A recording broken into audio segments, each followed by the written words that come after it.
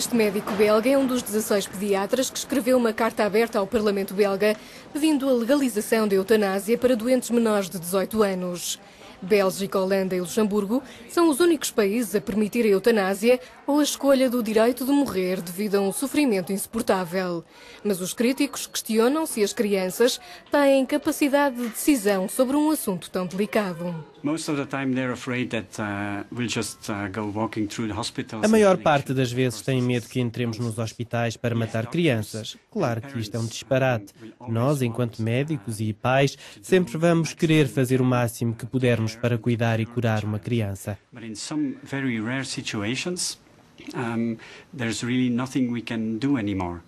Mas, em algumas situações muito raras, não há realmente nada que possamos fazer. E isso pode significar que a criança vai ter de sofrer até à morte e não há nenhuma maneira legal de ajudar estes pacientes num ato final de humanidade.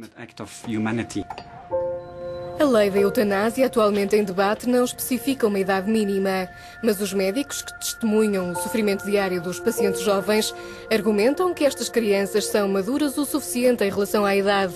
Um sofrimento que afeta toda a família e que dificulta uma discussão aberta.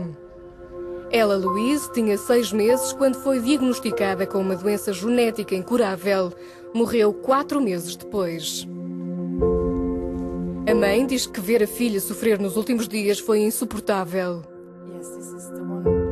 Sabe que a extensão do projeto de lei da eutanásia para menores não inclui situações como a da filha, mas para ela não há uma idade mínima quando se trata de sofrimento.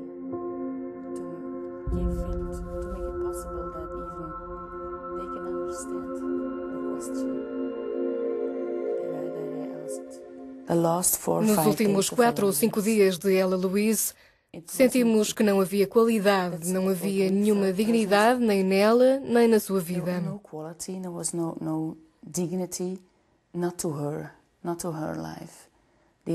A única coisa que aconteceu foi que ficou mais magra, porque estava a consumir todas as reservas do corpo. Estava a ficar muito magra, estava novamente com dores. Deixou-me muito revoltada.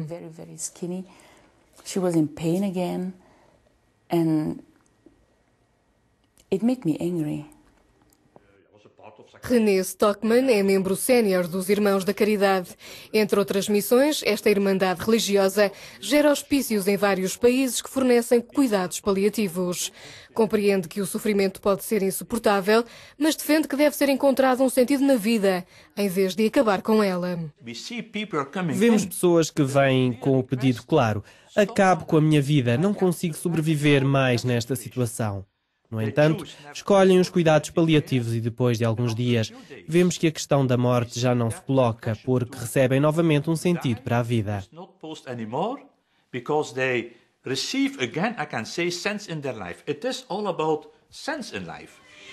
Para os defensores da eutanásia, o objetivo é a capacidade de decidir pôr termo à vida de uma forma digna, mas também de uma forma legal e segura.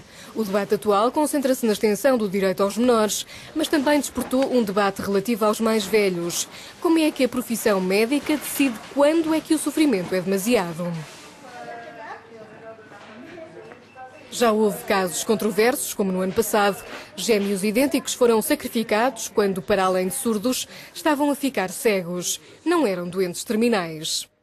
Wim Distelmans é oncologista e o médico que aprovou a eutanásia dos gêmeos.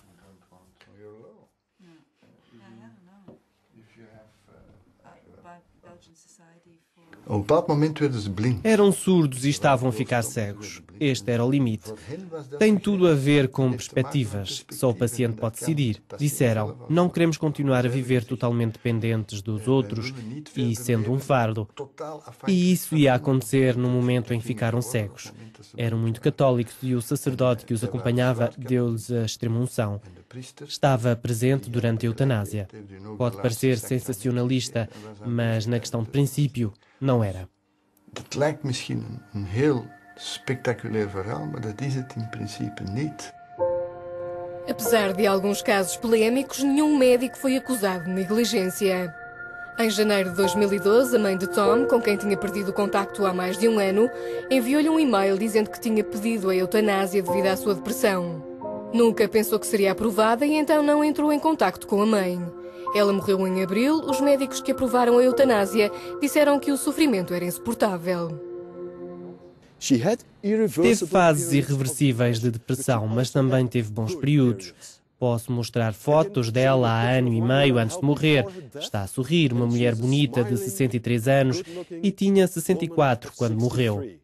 Estou a dizer que é preciso devolver a ética médica ao médico.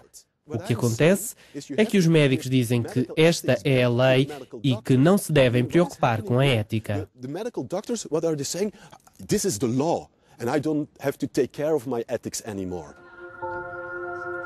Para esta mulher idosa não é tanto uma questão de ética, mas de amor.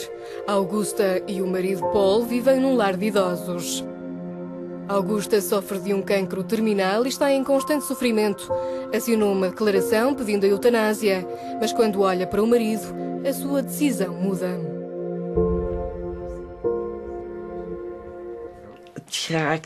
A dor não vai embora e eu pergunto-me quanto tempo isto vai durar. Não sei. O meu médico disse-me que só tenho que dizer quando e que fazem a eutanásia. Mas olho para o Paul e penso, ele está tão desajeitado agora, precisa de ajuda. E penso que não o consigo fazer.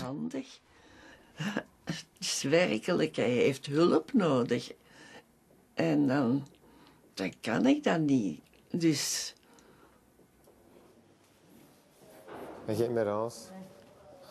Mark Van Hoy trata maioritariamente pacientes idosos. Apoia o projeto de lei sobre a eutanásia para menores. Para ele, os pacientes em estágios iniciais de demência e da doença de Alzheimer também devem ter direito à eutanásia. Defende a ética médica, diz que apenas cumpre os desejos dos pacientes.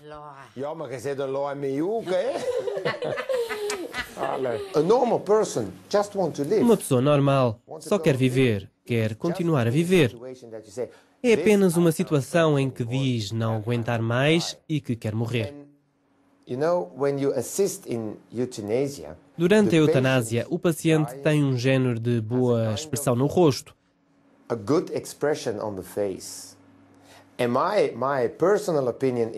Na minha opinião pessoal, é porque essa pessoa finalmente relaxa e aceita e diz que a luta terminou, que alcançou o objetivo e que tem o que quer. Na Bélgica, as sondagens de opinião mostram que cerca de 80% da população apoia a eutanásia, inclusive para menores de idade. Outros acreditam que a lei ultrapassa a linha da ética e da moral. Por um lado, há uma maioria que se tornou mais tolerante sobre a eutanásia enquanto princípio. Mas agora, ao mesmo tempo, acho que cada vez mais pessoas se perguntam até onde podemos ir.